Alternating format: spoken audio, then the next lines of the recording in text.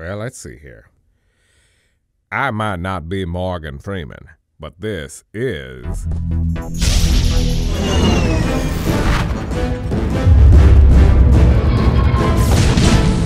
Classic Gamer Reviews. Between the PlayStation Network and the Xbox Marketplace, it's genuinely believed that the PSN has the better exclusive digital games. While there certainly are standout games on the Xbox Marketplace, such as Trials and Shadow Complex, Sony, for many, is the place that people go to when they want incredible exclusive digital games. Well, either that or Steam, but I'm only talking about consoles. I mean, hell, the PlayStation Vita has pretty much become in its entirety a system dedicated to digital games. And while an overly expensive indie handheld is a bit stupid, I can sort of see Sony's point when Microsoft is releasing such games like this on their marketplace. It died.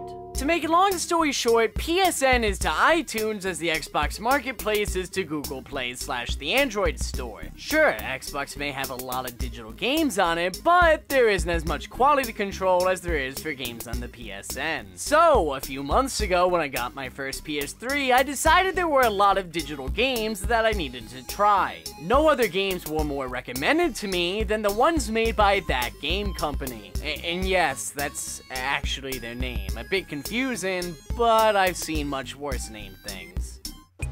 Is there any movie in particular you want to watch? I don't know, we could watch it. We could watch what? Watch it? I don't know what you're talking about. The fucking movie called It! Out of all the games they've made though, the one that stuck out the most to me was Journey, as it was, in every sense of the word, a journey. The first thing you'll most likely notice about Journey is that the game doesn't give you much of a clue as to what's going on or what to do. Hey Bird, now that I helped you, can you tell me what I'm supposed to do? No?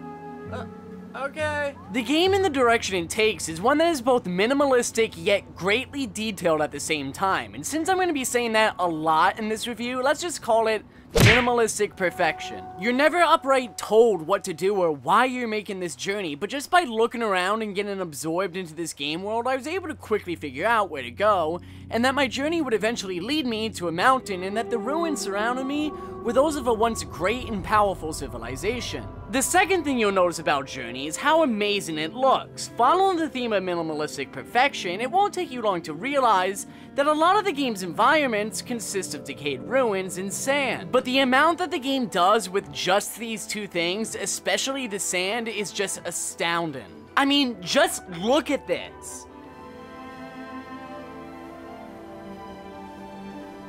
This game is gorgeous. Sand dunes change through the wind, the sun reflects off the sand, even the sand and snow, which you encounter later in the game, changes from your footprints. I drew a penis.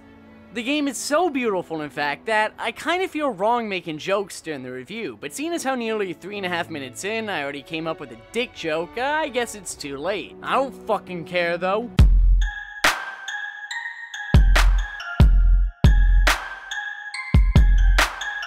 The first 10 minutes of the game are devoted to the tutorial, where the game teaches you the basics of movement, making noise to activate objects, and jumping, which can be done with greater distance the longer your scarf is. After this short tutorial, the real journey begins, and whether or not you're connected to the internet, another player can randomly join you, allowing for the game to take a completely different turn. There's a quote by Dick Cavett that I'd like to bring up. If your parents never had children, chances are neither will you. Now I'd like to bring up an actually relevant quote by Ralph Waldo Emerson. Life is a journey, not a destination. And I think that quote does a fantastic job of saying what Journey is all about. Although the end destination is always going to be the same in this game, it's really the journey itself that matters. And as I played through the game multiple times with many different people, the journey itself was what was most important, and always different thanks to the people that I met. While you can play this game offline, there's no in-game option to do so, which I found pretty weird. But I think this was perhaps intentional, as the best journeys in life are the ones that you take with a friend. If you did for some reason want to play it alone though, you have to go to the home screen and sign out of PSN, which I can't imagine would be annoying, but seeing as how this game is best played with someone else, and that's how most will play this game, it's only a minor complaint. The reason why many people decide to play this game with others is because of how the game handles interactions between other players. What makes it so special is the fact that you have no real method of talking to your partner besides making what I like to call bloop sounds. Although effective enough in the game, it's not really a method of communication that I'd recommend in real life.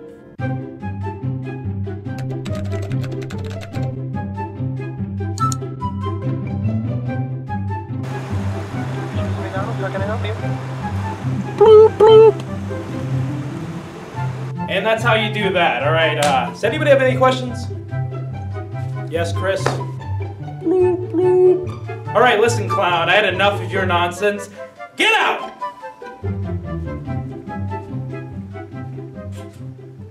While no words are ever said and not much is known about your partner, as the game doesn't even reveal the other player's name until the end of the game, you can still kind of interpret what the other player is saying. Here you can tell that this player most likely wanted to show me the beautiful view, while here it's incredibly clear that my partner simply wants me to follow them. It's a very basic and minimalistic way of communication that ends up being perfectly suited for this game. Minimalistic perfection. Now, I'm not one to often finish a game, never mind replay it, but everyone whom I've talked to about Journey prior to playing it said that it pretty much has to be replayed. So I decided to give it another go, and to be honest, it felt like a different game each time I replayed it. The whole experience just got better and better. One journey in particular that I loved had me meeting up with a guy who just wanted to show me a few glitches in the game, which was all fun and games until we started getting demonic results. Welcome to the fiery pits of hell, where your soul shall forever walk amongst the dead, and there is no escape. Ha ha ha ha ha! Oh, never mind. But my all-time favorite journey I had was the one where I acted as a mentor to another player. When I became more experienced with the game, I found someone who was new to the game, and so I started showing them the ropes and some of the item locations. I watched them take their journey like a concerned parent would. I didn't do everything for them or show them all the item locations. Sometimes I sat back and observed, and in the short time we spent together, I felt like there was a bond between us. I was never told that the person felt sad at one point in the game when I got hit by one of the game's very few enemies. But just by blooping, I could tell that this person really was upset, that the thought of the person who was leading them on this journey, a friend they had met, was now injured and may not be able to lead them on, was devastating to them. It was parallel to how I felt in my initial playthrough when the first person I met left the game. I felt alone in a world much bigger than me. The game itself doesn't exactly last that long, at around 2 hours, but it's really not that big of a deal because it offers a ton of replay value since every journey is a different experience. If anything, I think the game benefits from its shorter playtime because the journey itself is minimalistic perfection.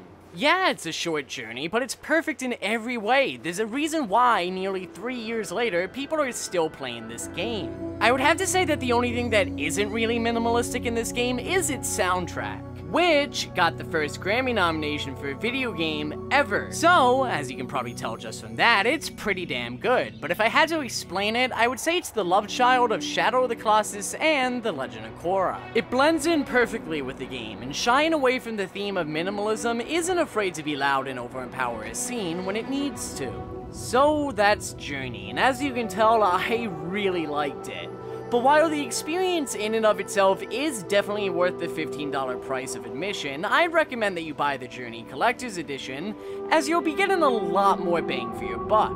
And as of now, it's only $5 more, and it comes with all the other PS3 games that game company made, a bunch of special features and downloadable goodies, plus 3 never-before-published, albeit much smaller in scale, games. But the fact that the package itself includes Journey should be reason enough to buy it, because if you haven't experienced this game, then you truly are missing out on one of the best journeys in video games. Or you could just wait until they re-release it for the PS4. Yay! Re-releases of games we already paid for!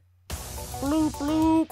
That means I'm Chris Jewett, and I hope you enjoyed the video. To prove that you did, why not leave a like, comment, or subscribe? It really does help. You can also support me on Patreon by clicking here. But wait, there's more. You can get the latest updates on my videos by liking me on Facebook in the description below. But first, why not check out the people who made this video possible, like Jason Stevens, who did the amazing Morgan Freeman voice. Check him out by clicking his link in the description below. There's also Freddy Sal Animations, who made the amazing intro animation. If you enjoyed The Professor in that one skit, then check out Too Fast for Seth. And last but not least, if you enjoyed some of the music, then check out Kevin MacLeod's site in the description below. Hope you enjoyed the video, and as always, thanks for watching.